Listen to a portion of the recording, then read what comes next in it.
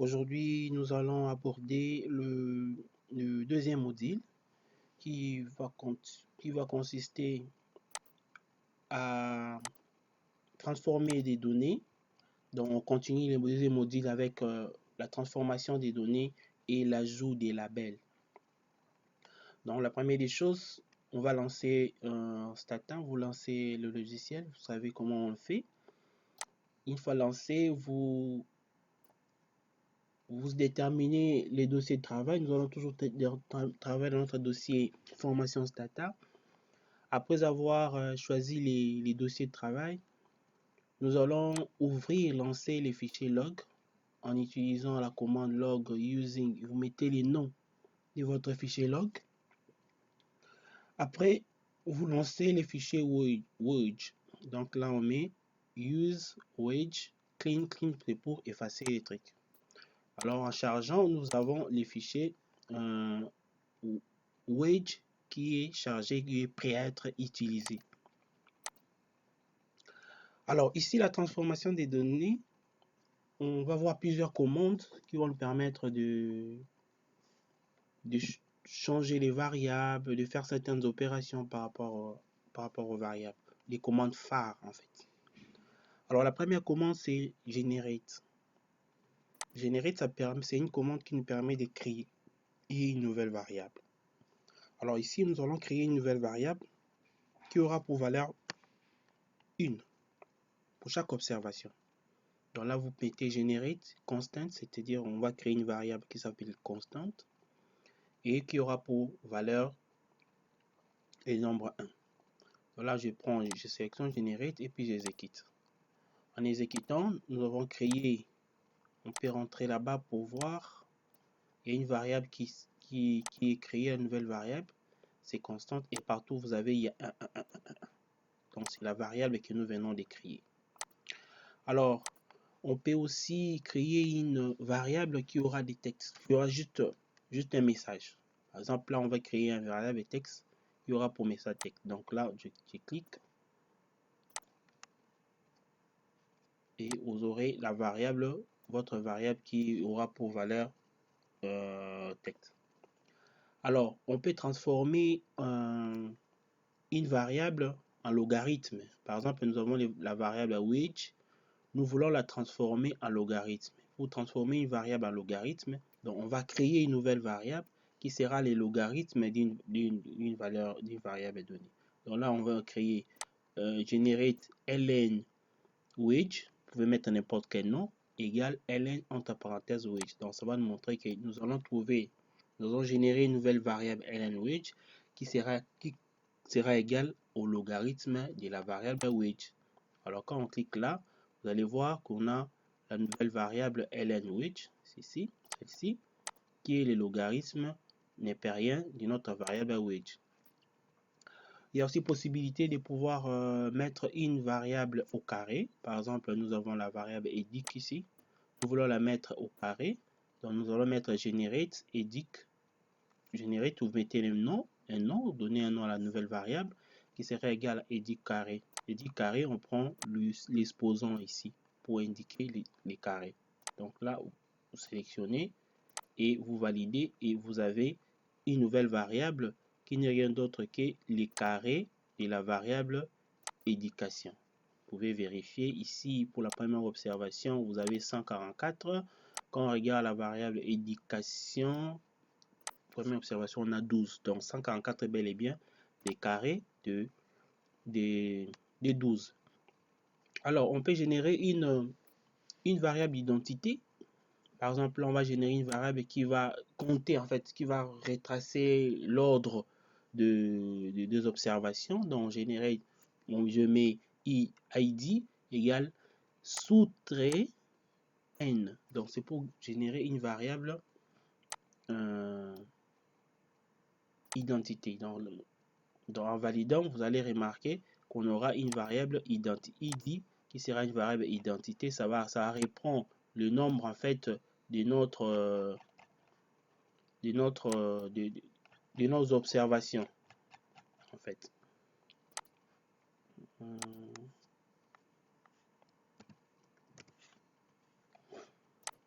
OK. Donc, je change les noms parce qu'il y avait déjà une variable id là. Quand je change idm, voilà. Voilà, on a une nouvelle variable identité qui commence par 1 jusqu'à la dernière observation 408. Alors, on peut générer aussi une variable qui aura pour contenu le nombre des observations. Donc, generate idn égale sous barre grand N. On avait dit la différence entre petit n et grand N. Pour la première opération, on a pris petit n en minuscule. La deuxième, quand on prend grand N en majuscule, c'est-à-dire, nous allons, ici, vous allez voir la différence. Quand je génère, alors, ici, ça me donne le nombre total d'observations. Donc ici, on avait dit le nombre d'observations, on a 408. Voilà, on a 408 observations. Quand je prends les grands N, toutes les valeurs de la variable sont constituées par ces nombres d'observations. Alors, on peut générer aussi une variable qui aura pour nom, par exemple, le nombre de femmes. Alors, on a une variable female et on a une variable female ici. Donc, je vais générer une variable qui va me donner rien que le nombre de femmes. Alors, j'ai mis BySop. Souvenez-vous, on avait dit qu'il y avait les fonctions BySop qu'on va utiliser comme préfixe à certaines fonctions. Alors, on a BySop, female, c'est-à-dire on va mettre en ordre croissant la variable female. Et puis après, on va générer le nombre de femmes. Ici, ça va donner les nombres de femmes. Et cette variable, on va appeler ça female NB, donc nombre de femmes. Donc là, j'exécute. Quand j'exécute ça, je viens là-bas. Voilà, on a maintenant une nouvelle variable female qui est constituée du nombre de femmes. Donc dans notre échantillon ici, nous avons 197 femmes. Alors, il y a aussi possibilité de créer une variable indicatrice. Il y a plusieurs manières de créer une variable indicatrice. Peut-être on va faire un autre module spécial pour la création des variables indicatrices parce qu'il y a plusieurs options. Alors, pour créer une variable indicatrice, certaines formules basiques dont nous allons évoquer ici, et il y aura un autre module plus tard pour approfondir un peu le sujet des variables indicatrices. Alors, pour ce faire, nous allons partir de la variable région. On a une variable région ici qui nous donne les différentes régions et là, on a les nord, les sud, l'ouest, des choses comme ça. Ok, les différentes régions. Alors là, on va créer une variable indicatrice qui aura pour valeur in lorsqu'il s'agit de la région ouest. Ok, voilà. Donc ici, vous remarquez que la région est en bleu. Comme c'est en bleu, on avait dit, c'est-à-dire que c'est une variable catégorielle. Donc, quand nous allons dans région, on verra que notre variable ici, région, est une variable catégorielle. C'est-à-dire, on a donné des catégories à cette... il y a des catégories qui sont liées à cette variable-là. Donc, quand nous allons ici dans la gestion des variables, on va dans la région, on clique là, voilà. Donc, ça nous donne 4 régions. On a en fait 4 régions ici. Le chiffre 1 est relatif à la région nord, 2 région sud, 3 régions ouest et 4 régions est. Alors, à partir d'ici, nous avons la possibilité de pouvoir générer une autre variable qui ne contiendra que la région ouest. Donc, ça sera égal à 1 lorsque la région est ouest. Donc, lorsque l'individu se situe à la région ouest. Alors, pour ce faire, nous mettons generate ouest. Donc, on a donné cette variable-là, ouest, égale région égale à 3. Ici, attention, on va mettre 2 fois égal. Pour montrer que les 3 ici, il s'agit d'une valeur de la variable ouest. Alors là, on clique, on exécute. Et nous avons notre variable ouest. Voilà, on a la variable ouest. Et quand on cherche, on verra que la variable ouest sera égale à 1 lorsqu'il s'agit de l'individu et dans la région ouest. Alors, on peut aussi générer une variable indicatrice lorsque l'individu a un salaire supérieur à 20, hein, et oui, son salaire est supérieur à 20, okay, il mettra 1, lorsque le salaire est inférieur à 20, ça sera 0. Voilà. On peut aussi générer une variable indicatrice lorsque l'individu a un niveau d'éducation entre 15 années d'études et 17 années d'études. Donc là, on va générer une variable master 2. Et là, on met la fonction, ça c'est pas une commande, la fonction inRange, entre parenthèses, éduque 15,17. C'est-à-dire quoi? C'est-à-dire qu'ici, nous aurons la valeur 1 si l'individu, son niveau d'éducation, la variable ici éducation, est comprise entre 15 et 16 et 17. Voilà. Donc là, nous exécutons. On va de l'autre côté. Voilà, nous trouvons une valeur master 2. Vous pouvez checker valeur in. Quand vous allez là-bas, son niveau d'éducation doit être entre 15 et 17. Voilà, ici, il a une valeur, il a 16 comme nombre d'années d'études. Alors, il y a aussi possibilité d'étendre cette formule ici, au lieu de se limiter à 2. Ici, inRange, ça ne prend que 2, borne inférieure, borne supérieure.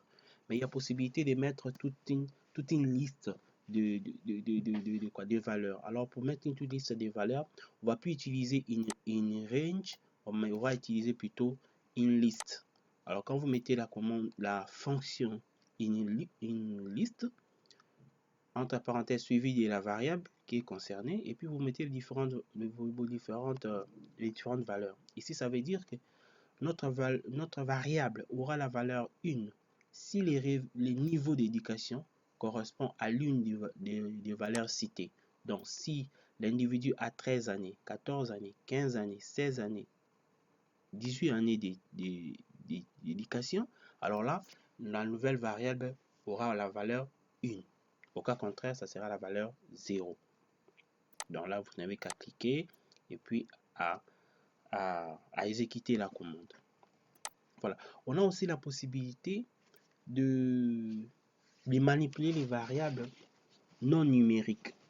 Supposons que vous avez, prenons les cas ici, donc vous avez deux variables qui sont non numériques. Vous avez la possibilité de les additionner. On va parler de concaténer des valeurs string, donc des valeurs non numériques, des variables non numériques. Vous avez la possibilité de mettre ensemble on dirait ces mots parce qu'ils sont non numériques. Prenons un exemple ici. On a la variable var 11 et var 12. On y va, on regarde. var 11 est là, var 12 est là par exemple. Prenons ça, je peux écrire, on peut faire ça.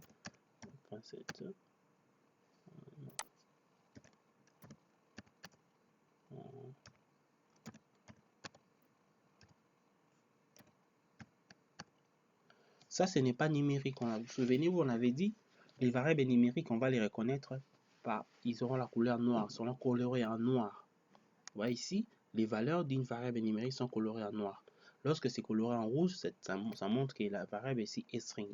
Ici, place par exemple, on a des virgules et non de, on a des virgules et non de points. Là, vous avez des points. Et là, comme il y a des virgules, ce n'est pas une variable numérique. Alors, on peut additionner les deux ici, les deux valeurs ici. On peut additionner ouvrier et les 5.6 pour en faire une valeur d'une nouvelle variable. Alors là, on va générer. La commande generate peut être abrégée à gen ou bien gjut. Donc, quelqu'un qui écrit gen, c'est la même chose que la commande generate. Alors, Jane, on exécute. Nous avons une nouvelle variable. Ici, voilà, on a créé une nouvelle variable qui est associée ouvrier 5.6. 5.6 c'était la valeur de la variable, vous vous souvenez? Voilà. Donc, il n'a fait que mettre ensemble, c'est pas même l'addition parce qu'il ne s'agit pas de valeurs numériques, il a mis ensemble, il a concaténé les deux valeurs. Alors, il y a aussi possibilité de pouvoir transformer le valeur d'une variable qui sont c'est pas moi, en majuscule, transformer ça en minuscule. Donc là, vous allez utiliser la commande lower. Donc ici, par exemple, on va voir s'il y a un cas pareil.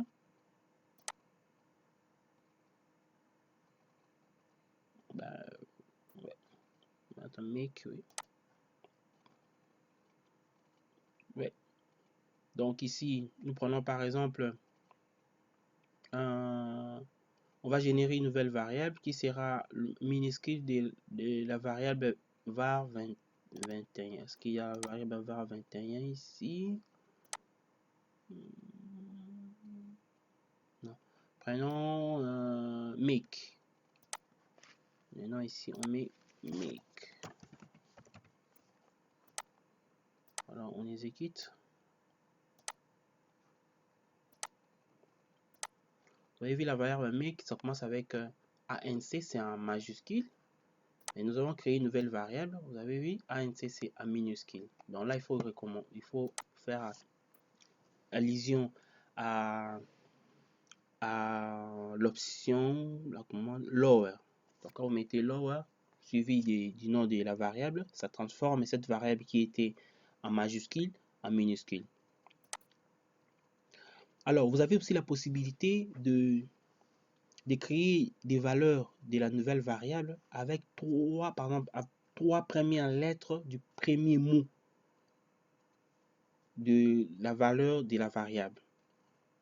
Ici, il faut aller avec un exemple. Donc là, vous allez mettre substring, donc sub str, ceci, suivi du nom de la variable. Virgule 1 ici, ça montre ça montre les 1 va nous montrer la position du mot où on doit tirer les premières lettres. Ok, ici 1, ça veut dire que nous allons prendre les premiers mots de cette variable là, de la valeur de cette variable, et les 3 ici signifient la taille, c'est-à-dire le nombre de lettres qu'on doit retenir. On prend un exemple carrément pour mieux comprendre. Nous prenons notre variable make. Vous regardez la variable make, elle est là. Ici, les premiers mots, c'est ANC. OK. Là, les premiers mots, c'est ANC. Ici, les premiers mots, c'est block. Alors, comme nous disons ici, la commande qu'on va exécuter, nous allons prendre cette variable-là, à partir de la variable make. Nous allons constituer une autre variable. La nouvelle variable qu'on va constituer sera composée des 3 premières lettres du premier mot de cette variable ici. Donc le premier mot ici c'est ANC, donc ici on va se limiter à ces ANC. Par contre là, on va prendre les 3 premières lettres ici du premier mot. Le premier mot c'est block, donc on prendra. Si on avait mis 2 là, à la place de 1 ici on mettait 2, ça va prendre les 3 premières lettres du deuxième mot. Ok. Donc là vous exécutez et puis ça va vous donner la nouvelle variable. Donc là, nous mettons make 2. On met la commande substring make 1, 3 et on exécute. On va voir ici, voilà. Nous avons maintenant notre commande make. Ça réduit les mots ou les valeurs de la variable. Au lieu d'avoir tout ça, ça n'a pris que les 3 premières lettres de notre variable make. Alors, il y a d'autres possibilités aussi de recourir à certaines, comment on les appelle, des fonctions de programmation, telles que reg xm. ceci. On peut recourir à ça, c'est une fonction de programmation pour créer une variable indicatrice qui aura pour valeur 1 à la réalisation des caractères. C'est-à-dire ici, nous mettons, on va créer, générer une variable book qui sera égale à la variable make lorsque le mot est, il y a un mot, lorsqu'il y a les caractères book est dedans. Ok? Donc lorsque partout il y aura book, ça sera 1 et partout ailleurs, ça sera 0. Alors là, on peut exécuter notre commande ici. Ben, on peut l'exécuter là-bas, tout comme on peut le faire.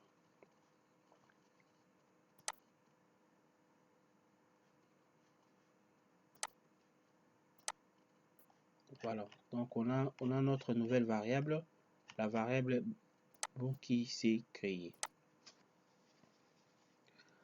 Alors, on a aussi la possibilité de créer une variable indicatrice. Ici, on va créer une variable riche qui sera égale à la variable wage supérieure à 20. Donc, lorsque le wage est supérieur à 20, avec la condition que wage soit inférieur à point. Donc, point, ça veut dire qu'il y a des valeurs manquantes. OK? Donc là, nous quittons la commande pour créer la nouvelle variable reach. On a la nouvelle variable reach est là. Ici, c'est 1. Si on suit 10, reach. Voilà, ici, la taille de reach, c'est 22. C'est ainsi que ça donnait 1 à l'autre côté.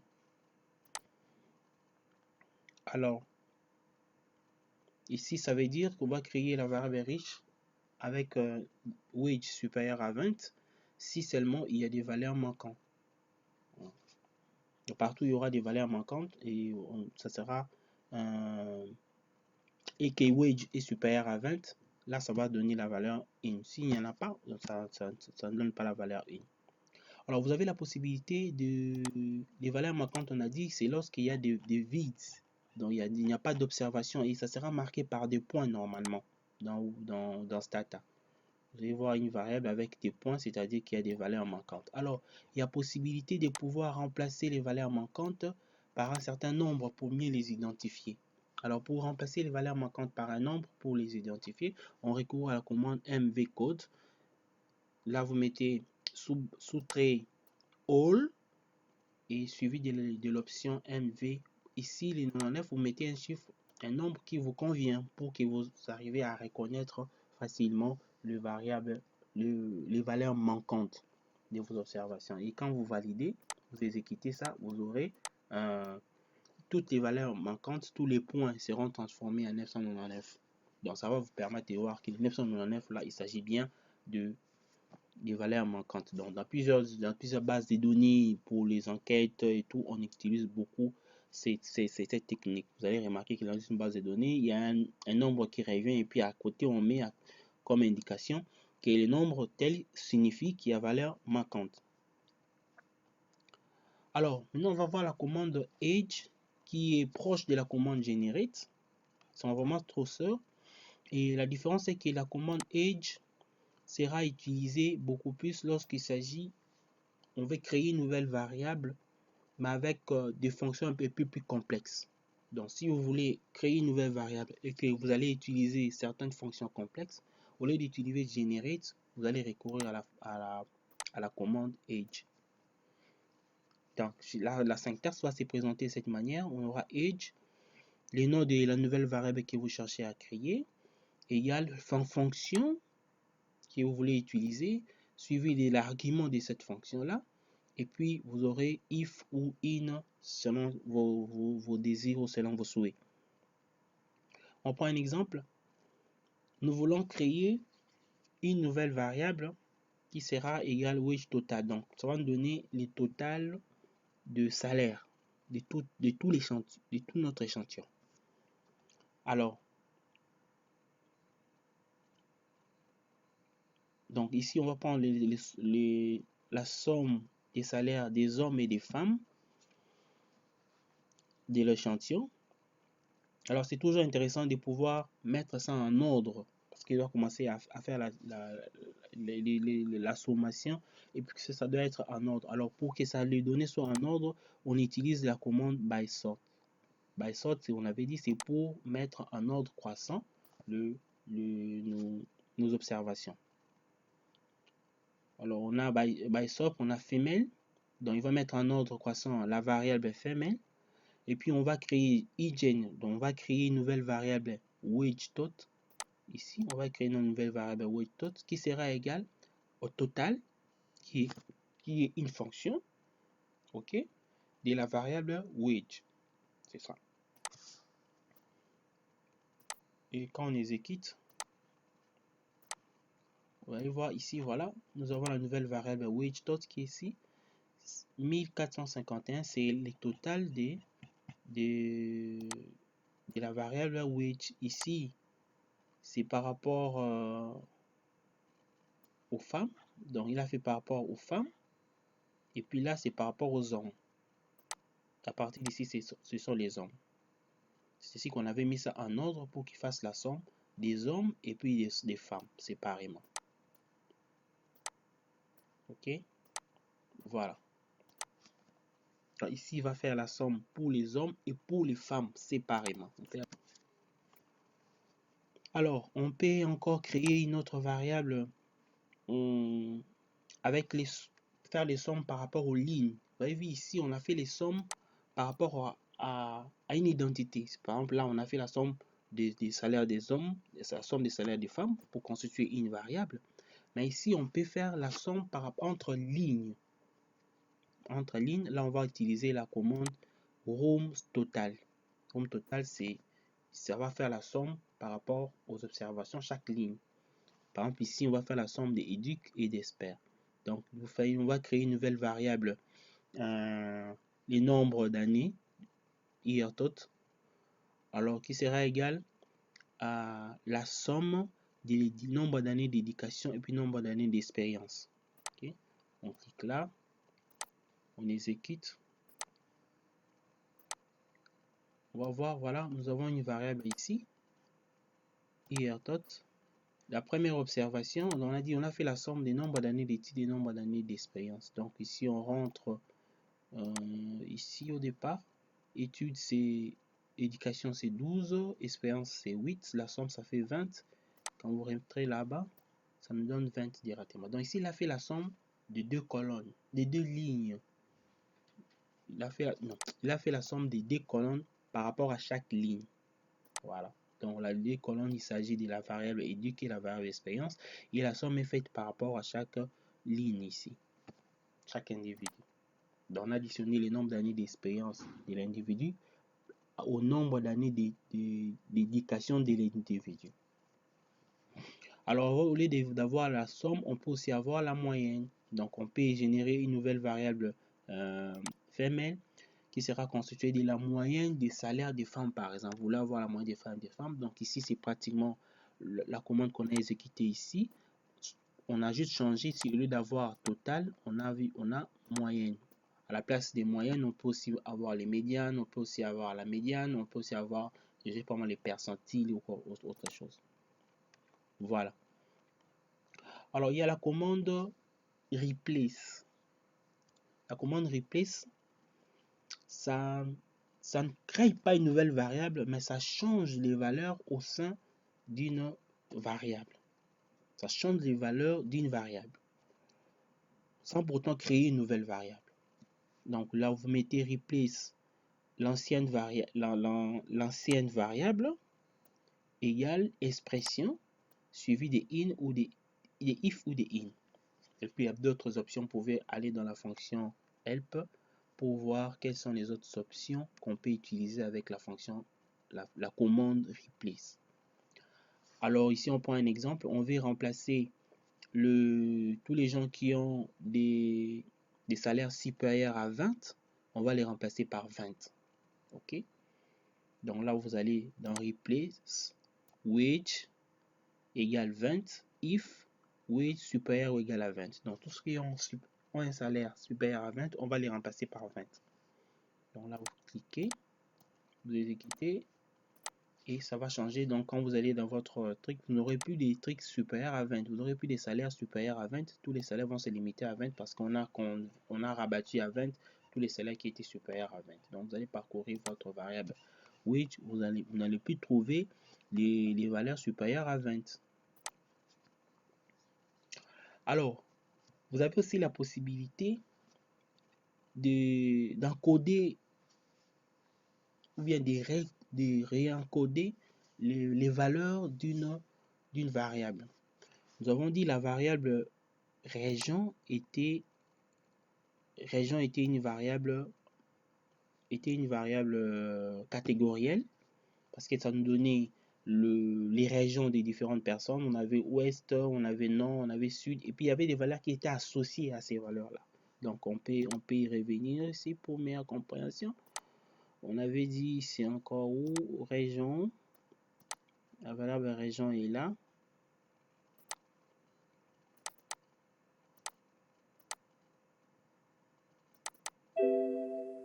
Oui, on est là.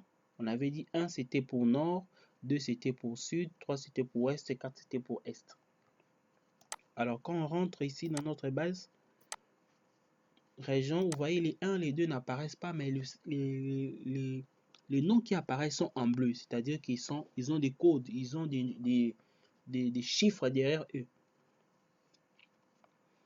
Alors là, qu'est-ce qu'il faut faire? On peut réencoder. On est par exemple ici, on s'est dit les 1 et les 3, on les assimile à 1. Donc, ceux qui sont la région 1 et la région 3, on va les assimiler à 1. Et les autres seront 2. Donc, on a réduit effectivement les régions en 2 catégories seulement. Donc là, vous avez fait des fusions. On a fait des fusions. Donc, vous prenez les gens de la région 1 et la région 3, vous les considérez comme une nouvelle région 1. Et puis les autres membres, ils sont dans la deuxième région. Donc, on a divisé en fait l'échantillon.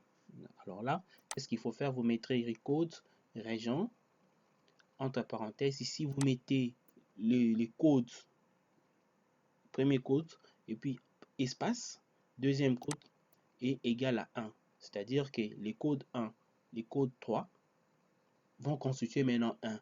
Et puis les autres, S égale 2, les autres qui restent seront considérés à 2, égal à 2. Donc en d'autres termes, ça veut dire quoi là? Notre région ici, on n'aura plus que 1 et 2. On n'aura plus 1, 3, 4. Il n'y aura plus les 3, les 4. On n'aura plus que 1 et 2. Voilà. Donc là, vous cliquez.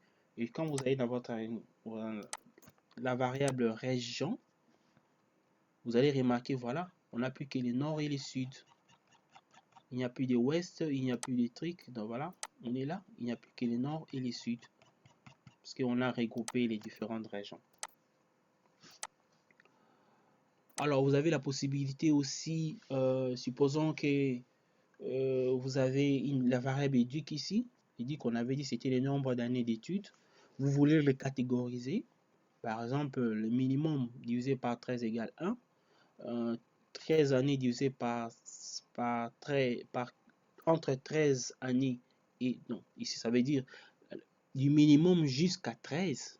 Les barres ici, des minimum jusqu'à 13. Ils auront la note in dans le code 1. Des 13 à 15, ils auront la cote 2.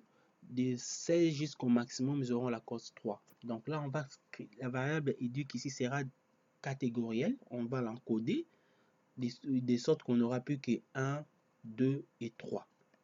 Ok, donc on va générer une nouvelle variable éduc_d. On va générer une nouvelle variable éduc_d. Et la variable éduc_d, on aura pour valeur 1, 2 et 3. Mais qui sera une variable catégorielle. Voilà, on a éduc_d et là, on n'a plus les nombres d'années on n'a plus les nombres d'années d'éducation, mais on a plutôt 1, 2 et 3. Alors nous-mêmes, nous savons que le 1 signifie que la personne a un niveau d'éducation entre les minimums de l'échantillon jusqu'à 13. Le 2 signifie de 13 à 15 et le 3 signifie des 13 jusqu'au maximum. Donc là, avec ça, ça peut vous permettre par exemple de classifier ceux qui ont un niveau primaire, secondaire, qui ont un niveau d'éducation humanitaire, post-secondaire. C'est à partir d'ici que vous pouvez faire cette catégorisation-là. Donc c'est la commande recode éduque et vous mettez les différentes catégories que vous cherchez à coder. Donc, en d'autres termes, pour faire simple, la variable éducation a été catégorisée. Nous avons créé des catégories par rapport à notre variable éducation. Donc, au lieu d'avoir le nombre d'années d'études comme ça ouvert, on a catégorisé. Donc, ceux qui ont moins de 13 années d'études, première catégorie. Ceux qui ont 13 à 15, deuxième catégorie. Ceux qui ont 16 années d'études, troisième catégorie. C'est comme si vous avez créé primaire, secondaire. Oui, 13 années, c'est primaire et secondaire, c'est 1. Université, c'est 2. Et graduat, c'est 2. Et puis, puisque les graduats, c'est 3. Voilà. Alors, il y a aussi possibilité de créer une nouvelle variable numérique à partir d'une variable string. Supposons que vous avez une variable qui est censée être numérique, mais qui apparaît comme une variable string. Vous avez la possibilité de convertir cette variable-là en variable numérique avec l'option encode. Vous mettez l'ancien nom et vous mettez generate les nouveaux noms que vous voulez donner à votre variable. Et puis ça va changer, ça va convertir la variable qui apparaît non numérique en variable numérique. Alors, les types de données, il y aura plusieurs types de données, mais ça c'est catégorisé en deux. D'abord, il y a des types de données numériques, des variables numériques. Pour les variables numériques, on aura les types de données dépendent de la taille. On aura les bytes, on aura les int, on aura les longs, les floats et les doubles. Donc, quand vous allez dans la fonction help, ici, dans la fonction help, vous mettez un type.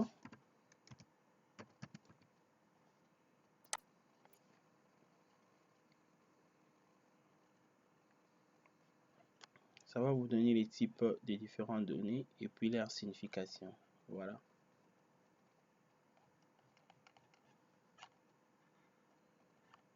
Donc là, vous avez vous avez plus de détails sur la fonction, les différents types des données que vous avez. Donc c'est juste la différence entre byte, int et trucs, c'est par rapport aux différents détails. Les différences, c'est seulement au niveau des tailles. Donc, long pouvait aller jusqu'à X nombre de caractères, float pouvait aller jusqu'à X nombre de caractères, double pouvait aller jusqu'à X nombre de caractères. Alors, pour le variable string, aussi, là, on aura deux types. On aura str, suivi des nombres de caractères donnés. Et les maximum ici, c'est 2045. Ou bien, vous pouvez avoir strl, c'est-à-dire les strings longs. Les strings longs qui peuvent aller jusqu'à des billions de caractères. Donc ici, ça me permet de voir jusqu'à quel nombre de caractères on peut aller avec nos variables. Alors, il y a la commande dstring pour finir. La commande dstring, c'est si vous avez une variable numérique qui a été saisie comme une variable string. Donc, vous avez une variable au départ qui est numérique, mais on l'a saisie comme une variable string. Vous avez la possibilité de rendre cette variable-là numérique en utilisant la commande dstring. Quand vous mettez dstring, les noms de la variable et virgule generate, vous mettez les nouveaux noms de la variable, ça va convertir la variable qui était string en variable non numérique. Alors, il y a l'option dpcom ici, dpcom, ça vous permet de convertir le virgule en point. Donc, si vous avez une variable où vous avez des virgules, on avait dit, stat a reconnu les virgules comme étant une variable string. Donc, vous avez la possibilité de convertir les virgules en points. Alors là, on va prendre un exemple ici. On prend la variable 12. On va vérifier si elle existe encore. Voilà, elle est là, variable est 12. La variable est 12, elle est où? Voilà, une variable 12 qui est là, on va voir si, voilà. Voilà, on a la variable 12 qui est là, on a 1.6, vous voyez, c'est coloré en rouge, c'est-à-dire que c'est reconnu comme une variable string et non comme une variable numérique, parce qu'ici vous avez 1.6, 5,6 stats, on a dit, les numériques, c'est, il y a des points et non des virgules, donc là, ça ne reconnaît pas ça comme étant une variable numérique. Alors, on a la possibilité de changer ces virgules ici en points. Donc, on va convertir notre variable var12. On va créer une nouvelle variable var 2.b, db, et tout en convertissant les virgules en points. Voilà. Et on exécute. Voilà, nous avons la nouvelle variable var 2.b. Et là, vous avez vu, ici, la nouvelle variable est une variable numérique. Les points ici sont convertis en points. Et puis, la variable n'est plus en rouge, elle est maintenant en noir. C'est pour montrer qu'il s'agit bien d'une variable numérique et non d'une variable string. Voilà. Au lieu de créer une nouvelle variable, comme j'avais dit, il y a aussi la possibilité de faire replace. Donc, vous mettez des strings var in replace. Donc, la variable qui était numérique, mais saisie comme string, peut être transformée en numérique sans pour autant créer une nouvelle variable. Là, vous allez recourir à l'option replace. Voilà, nous voilà au terme de ces modules. Et pour finir, n'oubliez toujours pas de clôturer votre fichier log. Il faut toujours clôturer les fichiers log, sinon vous allez perdre tout ce que vous avez fait comme données, comme observation. Voilà, nous sommes arrivés à la fin. S'il y a des questions, ne manquez pas de poser les questions à travers la plateforme sur Facebook. Et nous serons heureux de répondre à vos préoccupations, beaucoup plus à vos questions de recherche, questions de méthodologie. Ne manquez pas de me faire les feedbacks. Merci et à la prochaine.